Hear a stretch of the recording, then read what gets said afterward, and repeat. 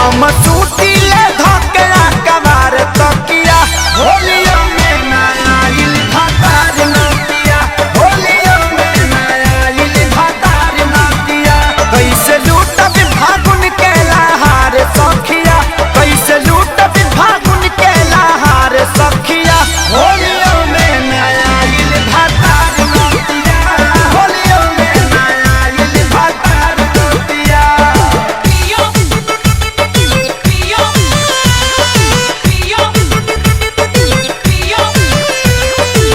Music by Shankar Singh.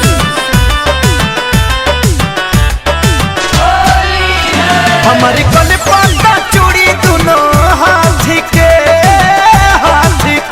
पहली दुश्मन निंदिया रात के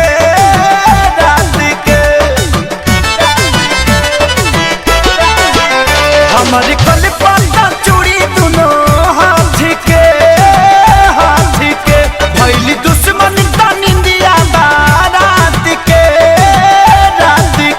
कैसे कटी फागुन के पहाड़ रोतिया कैसे कटी फागुन के पहाड़ रोतिया होलियो में नया इल भातार नतिया होलियो में नया इल भातार नतिया।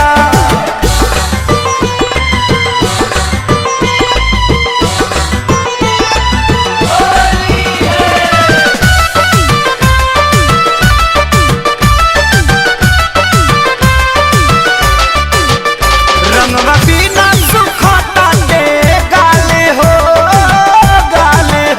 देखया गईले आपू छोटे लाले हो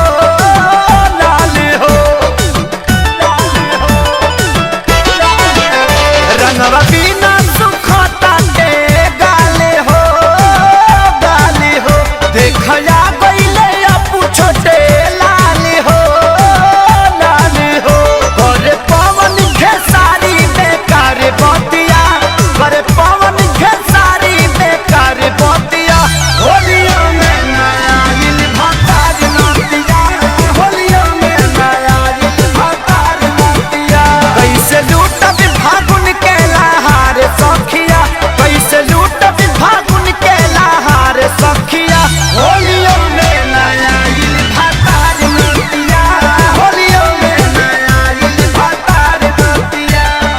नमस्कार दोस्तों, आप देख रहे हैं स्टार म्यूजिक ड्रामा। हमारी वीडियो आप लोगों को कैसा लगा कमेंट करके जरूर बताएं। और बहुत खुशी हुई आप सभी लोगों ने मिलकर हमें आज 20,000 सब्सक्राइबर तक पहुंचाया और ये बड़ा परिवार हमारा रहा और हम सब चाहते हैं कि जैसे आप लोगों ने हमारा साथ दिया वैसे हम सभी मिलकर आपको और ज़्यादा एंटरटेन करेंगे। ये गाना आपको कैसा लगा प्लीज़ कमेंट बॉक्स में कमेंट करके बताएं और जो लोग अभी हमारे चैनल को सब्सक्राइब नहीं किए हैं वो सब्सक्राइब करें और प्लीज़ बेल आइकन को दबाना ना भूलें।